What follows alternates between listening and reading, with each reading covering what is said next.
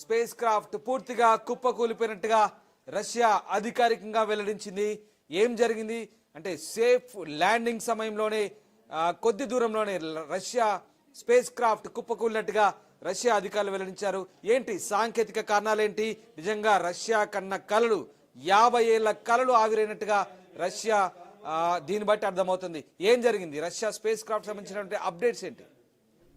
Yes Ram, already మనం కొద్దిసేపు ముందు డిస్కస్ చేసుకున్నాము. రష్యా దగ్గర ఏదైతే లూనా 25 ఉందో 99.9% అది ఖచ్చితంగా ఫెయిల్యూర్ అవుతుందని చెప్పి మనం ఎక్స్క్లూజివ్గా ఆర్టీవీ వ్యూవర్స్కి చెప్పడం జరిగింది. అది అనుకున్న కొద్దిసేపటికే లూనా 25 అనేది క్రాష్ అయిందంటూ అఫీషియల్గా ఇన్ఫర్మేషన్ వచ్చింది. ఏదైతే లూనా 25 రేపు మూన్ మీద సాఫ్ట్ ల్యాండింగ్ చేయడానికి రష్యా స్పేస్ సెంటర్ ఏదైతే ఉందో రోస్కోస్మాస్ చాలా అన్ని విధాలుగా సిద్ధంగా ఉన్నట్లు ప్రకటించినప్పటికీ ఒక ఆర్బిటరీలో ప్రవేశించే ముందు ఒక విన్యాసం చేసే ప్రక్రియలో దాంట్లో ఉన్న ఆ విన్యాసం చేసే ముందు ఏదైతే దాంట్లో ఉన్న టెక్నికల్ గ్లిచ్ వల్ల ఆ విన్యాసం పూర్తి విధంగా విఫలమైంది. దాని ద్వారా ఏదైతే రోస్కోస్మాస్ ఉందో రష్యా స్పేస్ సెంటర్ దానికి సంబంధించి లూనా 25కి ఉన్న కనెక్షన్ అనేది కాంటాక్ట్ కనెక్షన్ ఏదైతే ఉందో అది బ్రేక్ అయిపోయింది.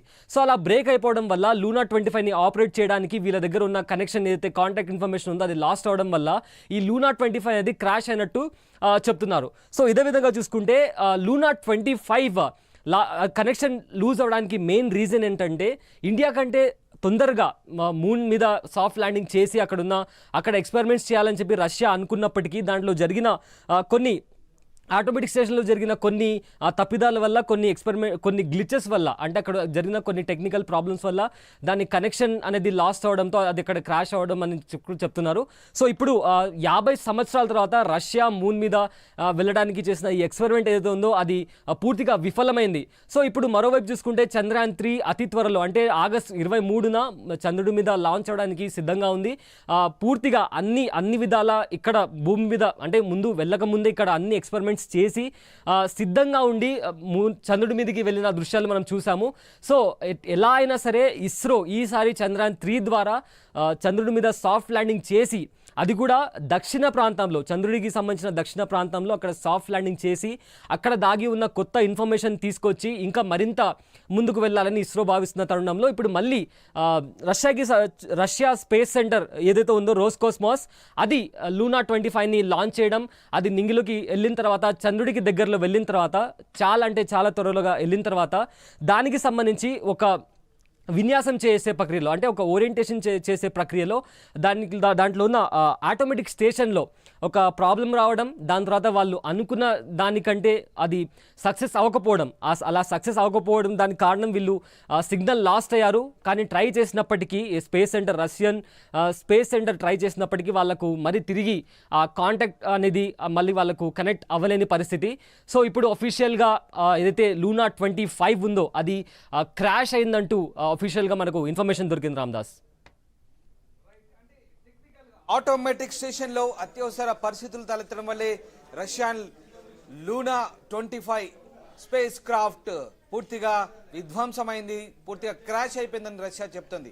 అంటే టెక్నికల్గా సాంకేతికంగా ఎందుకు అంటే రష్యా దగ్గర అంత సాంకేతిక పరిజ్ఞానం లేకనా, లేదంటే 50 ఏళ్ల నుంచి కూడా రష్యా ఇప్పటివరకు కూడా చంద్రుడి మీద కాలు మోపేందుకు చేస్తున్న ప్రయత్నాలు ఇప్పటికీ అంటే పూర్తి స్థాయి సాంకేతిక పరిజ్ఞానంతో రష్యా ఒక రకంగా ఈ ప్రయోగాన్ని పూర్తిగా సక్సెస్ అయ్యేందుకు పూర్తిగా దోహదపడలేదని చెప్పవచ్చా? రష్యా వద్ద ఉన్నటువంటి సాంకేతిక పరిజ్ఞానం సరిపోలేదనుకోవచ్చా? బేసిక్గా మనం చూసుకుంటే చంద్రయాన్ 2 అప్పుడు కూడా మనకు ల్యాండర్కి సంబంధించి మన ల్యాండర్ క్రాష్ అయిన ఆ సిచ్యువేషన్ మనం చూసాం. సో దానికి సంబంధించి ఇటు లూనా 25లో చూసుకుంటే వాళ్ళు ప్రీ ల్యాండింగ్ చేయడానికి ట్రై చేసినప్పుడు అంటే 21 ఆగస్ట్ ప్రీ ల్యాండింగ్ చేయాలని చెప్పి ప్లాన్ చేసుకున్నారు. ఆ ప్రాసెస్లో వాళ్ళు ఒక ఓరియంటేషన్ ప్రాసెస్ ముందుగానే స్టార్ట్ చేయాలనుకున్నారు. ఆ విధంగా చూసుకుంటే ఏదైతే ఆటోమేటిక్ స్టేషన్ ఉందో అంటే అత్యంత క్రూషియల్ ఒక స్టేషన్ లాంటిది, దాంట్లో టెక్నికల్ గ్లిచెస్ రావడం, దాంట్లో కొన్ని ప్రాబ్లమ్స్ రావడం, ఆ ప్రాబ్లం రావడం వల్ల ఏదైతే కాంటాక్ట్ డీటెయిల్స్ అంటే ఇక్కడ మనం భూమి మీద నుంచి అక్కడ ఉన్న లూనా 25కి రష్యా వాళ్ళు దాన్ని ఎలా అయితే మోడరేట్ చేయాలనుకుంటున్నారు, దాన్ని ఏ విధంగా పంపించాలనుకుంటున్నారు, దానికి ఉన్న కాంటాక్ట్ డీటెయిల్స్ అనేది పూర్తిగా అంటే సంబంధాలు లూనా 25కి ఇక్కడున్న స్పేస్ సెంటర్ భూమి మీద ఉన్న స్పేస్ సెంటర్కి ఉన్న సంబంధాలు పూర్తిగా తెగిపోవడంతో ఆ లూనా 25 అనేది క్రాష్ అయిందని చెప్పుకోవచ్చు. సో అలా క్రాష్ అయినందువల్ల ఇప్పుడు ఏదైతే రష్యా పెట్టుకున్న ఆశలు అంటే 50 సంవత్సరాల తర్వాత చాలా సుదీర్ఘ కాలం తర్వాత మళ్ళీ మూన్ మీదకి, అది కూడా దక్షిణ ప్రాంతం, చంద్రుడి మీద ఉన్న దక్షిణ ప్రాంతం ఏ విధంగా భారతదేశం వెళ్ళి మొట్టమొదటి కంట్రీగా పేరు తెచ్చుకోవాలని భావించిందో అదేవిధంగా రష్యా కూడా భారతదేశం కంటే ముందుగా అక్కడ చేరుకొని ఆ ఘనత వాళ్ళు సాధించారని అనుకున్నారు. కానీ బ్యాడ్ లక్ వాళ్ళు విఫలమయ్యారని చెప్పుకోవచ్చు. అండ్ అఫీషియల్గా మార్నింగ్ మనం డిస్కస్ చేసుకున్నప్పుడు ఒక 1% ఒకవేళ అదృష్టం ఉంటే తప్ప అనే ఒక మాట వచ్చింది. కానీ ఆ అదృష్టం లేకపోవడంతో ఇప్పుడు అఫీషియల్గా లూనా 25 అనేది క్రాష్ అయిపోయింది. సో ఏదైతే రష్యా పెట్టుకున్న ఆశలు ఇప్పుడు గల్లంతయ్యాయి, లూనా 25 లేదు. సో రష్యా ఏ విధంగా వాళ్ళు పెట్టుకున్న ఆశలు కానీ లేదా వారు ఫర్దర్గా చేయాలనుకున్న ఎక్స్పెరిమెంట్స్ అన్ని ఆపేసే విధంగా ఇప్పుడు చాలా క్లియర్గా అండ్ ఒఫీషియల్గా మనకు ఇన్ఫర్మేషన్ వస్తుంది. రామ్దాస్,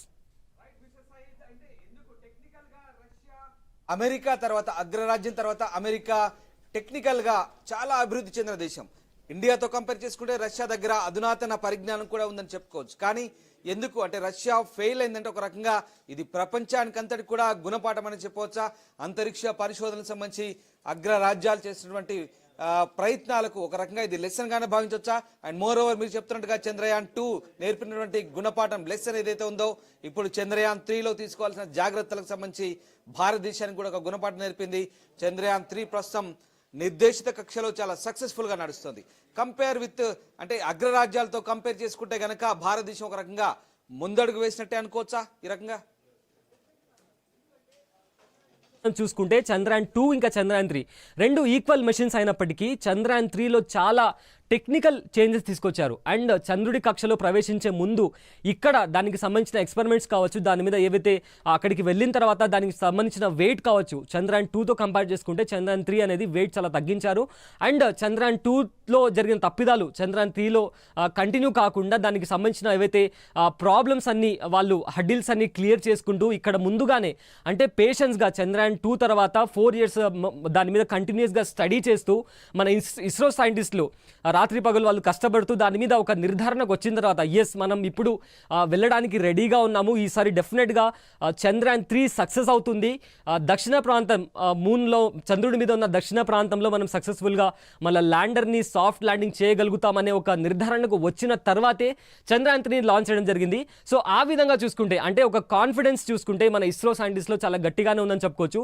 సో అలా అంటే ఒక కొద్దిగా సుదీర్ఘ కాలం వాళ్ళు స్టడీ చేసిన తర్వాత చాలా చేంజెస్ తీసుకొచ్చిన తర్వాత వెయిట్ తగ్గించి అంతకు ముందు ఉన్న స్పేస్ క్రాఫ్ట్లో ఇప్పుడున్న స్పేస్ క్రాఫ్ట్లో వెయిట్ తగ్గించి ల్యాండర్కి సంబంధించి రోవర్కి సంబంధించి ఉన్న టెక్నికల్ ఇంకా ఎక్స్ట్రా యాడెడ్ అంటే అప్డేటెడ్ సాఫ్ట్వేర్స్ దాంట్లో ఇన్బిల్డ్ చేసిన తర్వాత ఇక్కడ నుంచి చంద్రయాన్ 3ని అనేది లాంచ్ చేయడం జరిగింది.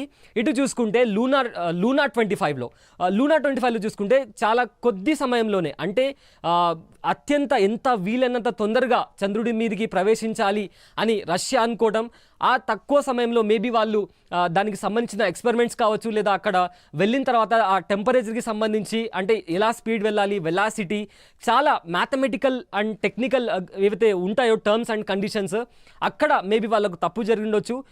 ఇంకా అఫీషియల్గా ఎలా క్రాష్ అయింది అని కానీ అఫీషియల్గా చెప్పలేదు. బట్ కాంటాక్ట్ ఇన్ఫర్మేషన్ లూనా 25కి ఇక్కడ రోస్కోస్మాస్ అనే స్పేస్ సెంటర్కి రష్యన్ స్పేస్ సెంటర్కి కాంటాక్ట్ అనేది లాస్ట్ అవడంతో ఇప్పుడు అది క్రాష్ అయిందని చెప్తున్నారు. ఇంకా దాంట్లో ఉన్న టెక్నికల్ గ్లిచెస్ ఏమున్నాయి, ఏ విధంగా క్రాష్ అయింది